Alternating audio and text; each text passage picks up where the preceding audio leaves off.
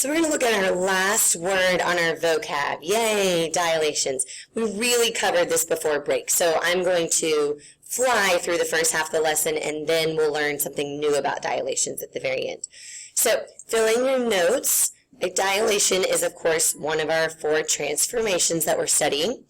It changes the size of a figure, but leaves its, I think the words you're filling in are leaves its shape. So it changes the size, but it leaves its shape. And you can write unchanged underneath if you want, but there's no space for it. All right, you got it, Jesselyn. Dilations produce what kind of figures? Not congruent, like translations and reflections and rotations do, but similar. Very good. Dilations produce similar figures, and you've already typed the symbol. It's that beautiful little squiggly. So when we dilate a figure, the sides definitely change. But what happens to the angles? Angles will what in a dilation? Good. Nothing happens to the angles. They are completely preserved. The angles remain the same in a dilation. And then there's a picture of when you get your eyes dilated, what your pupil and your iris look like. So in dim light, you would have that large radius of a pupil, and then in bright light, it would be smaller. So, all right, review. So flying through this, scale factor. We know a scale factor is a number. Scale factor is that number that transforms a shape, one polygon to our second polygon, or one figure to our second figure. It's that number that says, hey, how much bigger did the figure get? How much smaller did the figure get? And we always find it by putting a measurement from the second figure divided by a measurement from the first. Second over first. You can write this in your notes. It's that third column. This is just a reminder because we have studied it. When you are enlarging your figure, your scale factor needs to be greater than 1. That's your clue. That's your signal that it was an enlargement. If you are performing a reduction, your scale factor will be less than 1, but it always stays greater than 0 for us for now. And if you are performing a congruence dilation, which I don't know why you would, it would be exactly equal to 1. That would preserve your figure. All right, let's review a little bit. What is the scale factor? Who's going to be first? Ms. Stanton, do we have to simplify our answer? Of course you have to simplify your answer. Okay, so is it 1/3 or is it 3? You know which one's second and which one's first by the primes, right? Second over first, 2 over 6, which reduces to 1/3. Remember, scale factors don't have units. It's not 1/3 centimeters. No, the centimeters cancel out, which we're not really worried about. The only correct answer is 1/3. It's not 0.3 repeating, right? You can't put 0.3 with a bar over it on the quiz. 1/3. Okay, we have our little sunshine with a diameter of 8. Our scale factor is 3/2. What will our new diameter be? Awesome. Toby, what'd you do? What mathematical operation did you perform? There you go, multiplication. Very good. So you take the diameter you were given, you multiply by the scale factor, and you end up with your new diameter, the diameter of the image. Yeah, basically. Okay. Yes, basically. Last one, what's the scale factor? It's a mega enlargement, huh? How much larger is that hexagon than the original? Good job. Second over first, 104 divided by 8, scale factor 13, no units. Okay, now my favorite part of the lesson. Let's learn something new. They're not going to do those. Okay, so I want you to get out your notes page that goes with today's lesson and get out a straight edge, or a ruler would actually be better. All right, so your notes look like this. When we studied dilations before winter break, when we did similarity, we were always studying dilation centered at the origin. We were just assuming the center of dilation was the origin. But now we're going to look into going a little bit deeper and seeing if we can locate the center of dilation ourselves when it isn't defaulting to the origin. So the first thing we can do is take our two figures. We've got our image and our pre-image, and I want you to connect the corresponding vertices. What does that mean? Connect the corresponding vertices. Connect A to A prime, B to B prime, C to C prime. The catch is that you need to extend these segments. Make them nice long segments. So I kind of had an advantage because I knew where they were going to all meet up. But you should, when you connect your A to A prime, B to B prime, they should all meet up at one point. Do y'all know what that's called? When more than two lines meet at a common point? Starts with a C. It's a verb. They converge.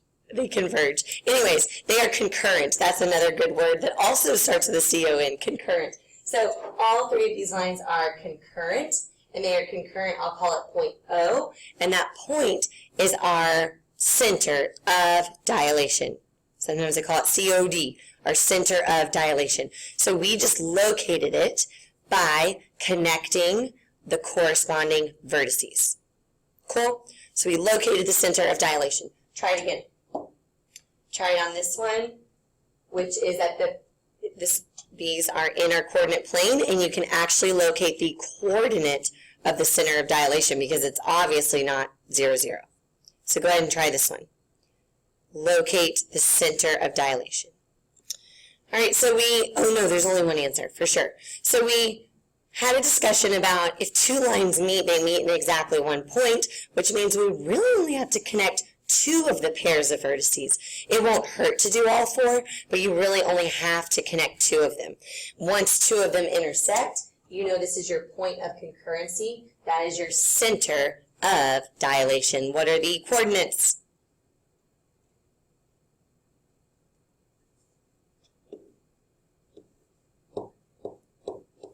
Awesome. 2, -1. So now we can locate the center of dilation. Okay, let's go one step further, and then you can take your quiz. The last thing we're going to learn today is I'm going to give you the center of dilation. There it is. Meet Mr. O. He's your center of dilation. I want you to dilate that segment. I'm going to tell you how much to dilate it by. I want you to dilate it by a scale factor of 3.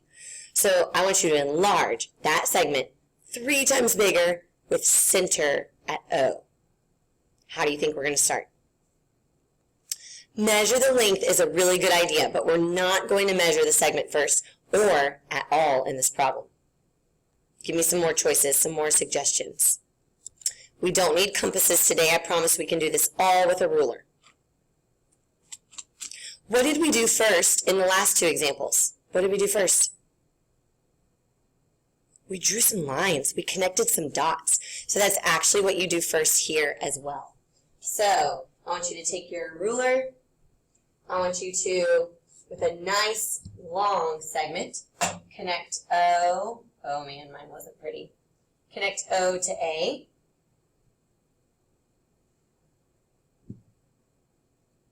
Believe it or not, it's easier to do this with a ruler than it is with my segment tool.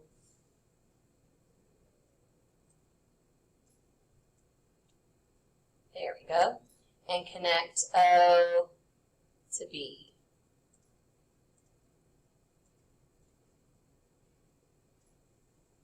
All right, so that's step 1. Now we're going to measure something, but we're not measuring AB. What do you think we measure? We need to actually use our ruler as a ruler now and not as a straight edge. No, guys, we're not measuring AB. That's not technically how you dilate something. AO, you got it. I want you to measure AO.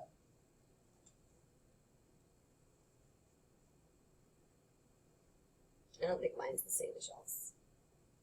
I could make it the same, though, and save it. Are you getting 2.1? And if you guys don't have a ruler, we'll just share answers. I think it's about 2.1. Okay, centimeters. It doesn't matter if you use centimeters or inches, but students are usually more precise when they use centimeters. So I would recommend that. Now measure OB. So from the middle of the dot to the middle of the dot, and I think you get about 3.1. Now what? The M word. Multiply. No, not measure. Multiply. Multiply these values that we measured by 3. Very good. So now we're going to measure out not 2.1, but 6.3 centimeters and find out where it lands. Mine won't be perfect. Measure out not 3.1, but 9.3 centimeters and find out where it lands. B prime, A prime. Said mine I didn't measure, but yours you do need to measure exactly. And then you will have constructed a segment that is 3 times the size of our original segment. Last example, we need to make sure we try one where we're reducing the figure instead of enlarging it. So we want to dilate this figure by a scale factor of 1/2. The great news is in all 4 of these examples we started the same way. What do we do first? Connect the dots, draw the lines, however you want to phrase it. Yep. I'm going to go freehand here. Don't judge.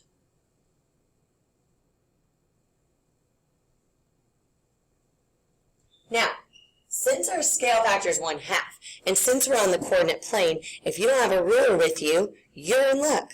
What else could we do to find A prime, B prime, C prime? Since our scale factor is 1/2. Easier than distance. Midpoint, you can just locate the middle.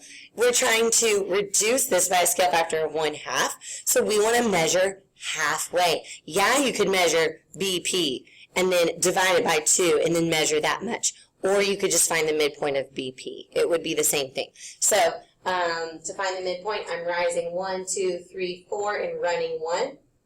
Rising 4 and running 1. So I just go half of both of those. I'm going to rise 2 and run a half. So rise 2 and run a half. There we go. You can do that to all of your sides. You can find the midpoint, or you can use a ruler and just find the middle with a ruler. That's somewhere over here. So that's what your final answer should look like, and you need to label it A prime, B prime, C prime. All right.